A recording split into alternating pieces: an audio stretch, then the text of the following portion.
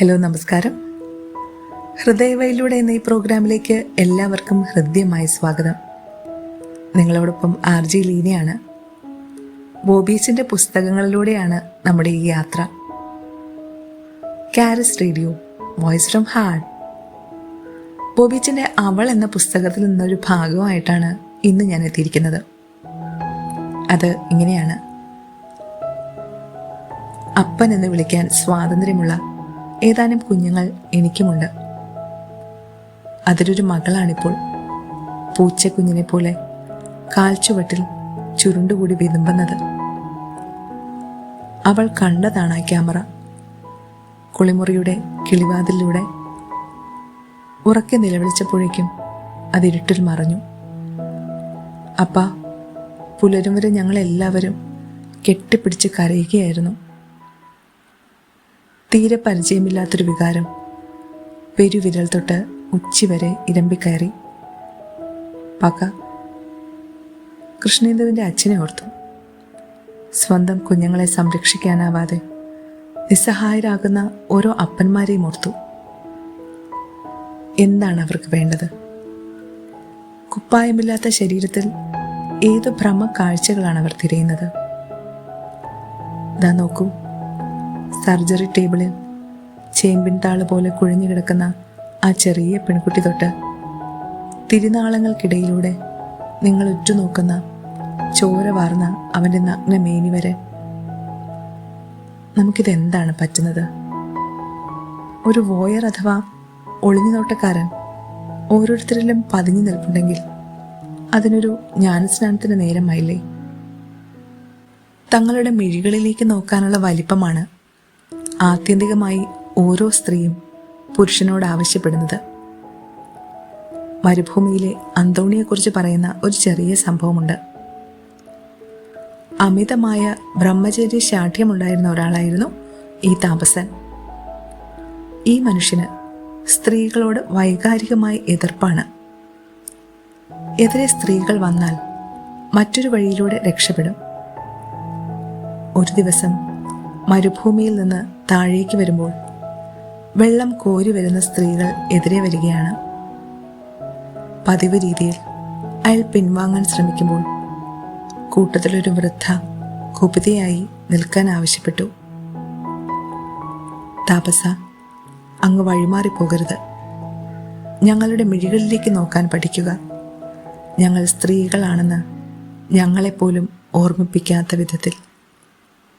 ഇതായിരുന്നു അയാളുടെ ജീവിതത്തിലെ ഏറ്റവും മനോഹരമായ പാഠം. കണ്ണിൽ എന്താണ് മിന്നുന്നതെന്ന് അവനേക്കാളേറെ സ്വാഭാവികമായും തിരിച്ചറിയുന്നത് അവളാണെന്ന് തോന്നുന്നു. ശരിക്കും നടന്നതാണ്. എല്ലാത്തരം പരിശോധനകൾക്കും ശേഷം ഭയപ്പെടാനൊന്നുമില്ല എന്ന് പറഞ്ഞ് ഡോക്ടർ പുറത്തേക്ക് പോകുമ്പോൾ ബെഡ്ഷീറ്റ് വിരിക്കാൻ വന്ന ഒരു ചെറിയ പെൺകുട്ടി രോഗിയുടെ കണ്ണിലേക്കൊന്ന് പാളി നോക്കി. കുഴപ്പമാണല്ലോ ചേച്ചി എന്ന് പറഞ്ഞ് കൈ പിടിച്ച് പുറത്തേക്ക് പോയി. ഏതാനും നിമിഷങ്ങൾക്കുള്ളിൽ അയാൾ എന്നേക്കുമായി കണ്ണടച്ചു. ഏതു പ്രായത്തിലും ആ സിദ്ധി അവൾക്ക് നിലനിർത്തുവാൻ കഴിയുന്നുവെന്നുള്ളത് ഭൂമിയുടെ സുഹൃതം. മക്കൾ അടുത്തടുത്ത ഇടങ്ങളിൽ പാർക്കുന്നു. അമ്മ തറവാട്ടിലാണ്. കൂട്ടത്തിലൊരാൾക്ക് അമ്മയുടെ കയ്യിൽ നിന്ന് ഒരു കോപ്പ് ചായ കുടിച്ചില്ലെങ്കിൽ ആ ദിവസം ശരിയാവില്ല. പതിവ് പോലെ ചായ കുടിച്ച് മടങ്ങുമ്പോൾ അമ്മയൊന്ന് നോക്കി.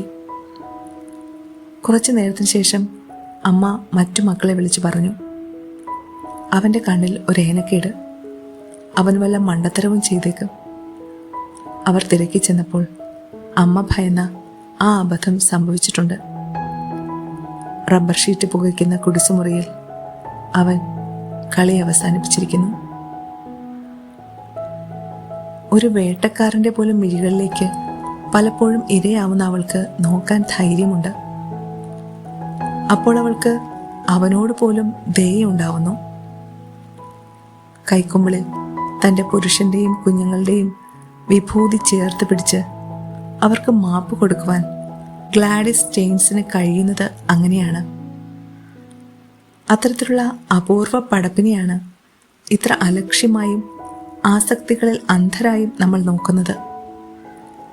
അതവളെ നടുക്കുകയും നിലനിൽപ്പിനെ പരുങ്ങലിലാക്കുകയും ചെയ്യുന്നു. മിഴികളിൽ നോക്കാനുള്ള അനുശീലനം തന്നെയാണ് ഇനി പ്രധാനം. ഫിനോമെനോളജി അനുസരിച്ച് ശരീരത്തിൻ്റെ വാതിൽ മിഴികളാണ്.